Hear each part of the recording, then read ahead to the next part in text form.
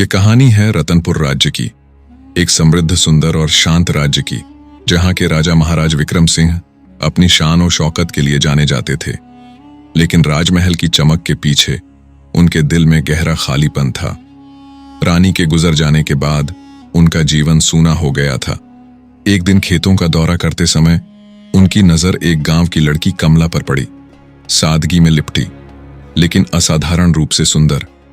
उसके रूप और मासूमियत ने महाराज का दिल मोह लिया।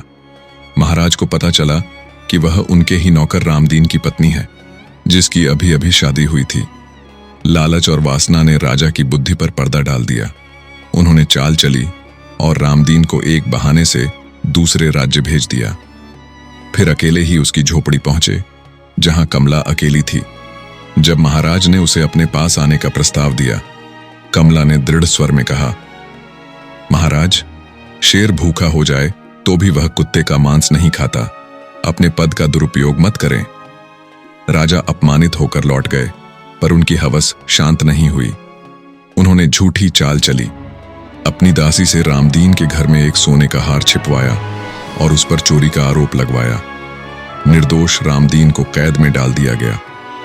महाराज ने फिर कमला के पास जाकर उसे झुकाने की कोशिश की, लेकिन कमला ने डटकर विरोध किया। उसने चीख मारकर लोगों को बुला लिया। डर कर महाराज भाग खड़े हुए। अगले दिन उन्होंने रामदीन को छोड़ते हुए झूठ कहा कि तुम्हारी पत्नी ने ही मुझे बुलाया था। रामदीन का दिल टूट गया। वह कमला को उसके मायके छोड़ आया और महीनों तक मिलने नहीं गया।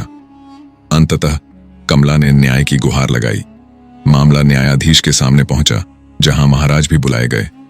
सुनवाई के दौरान एक अजनबी जोड़ा पकड़ा गया, एक युवक और एक घूंघट ढकी लड़की।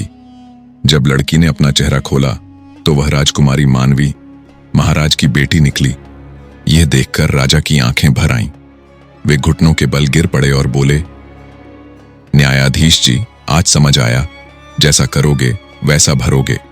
मैं दूसरों की बेटी की इज्जत लूटना चाहता था। ईश्वर ने मेरी ही बेटी की इज्जत पर हाथ डलवा दिया। महाराज ने खुलेआम स्वीकार किया कि उन्होंने कमला और रामदीन के साथ अन्याय किया। न्यायाधीश ने निर्णय दिया, महाराज विक्रम सिंह को उनके पद से हटाया जाता है।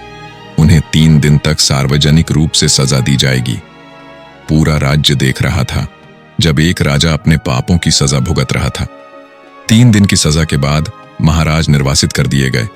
उधर रामदीन और कमला फिर से एक हो गए। रामदीन ने आंसुओं से माफी मांगी और कमला ने कहा, अब जो बीत गया उसे भूल कर नई शुरुआत करते हैं। कुछ समय बाद महाराज का बेटा रतनपुर लौटा और न्यायप्रिय राजा बना। उसने अपने पिता की गलतियों से सीख ली। कमला की बहादुरी की मिसाल पूरे राज्य में दी जाने लगी। इज्जत और सच्चाई से बड़ा कोई धन नहीं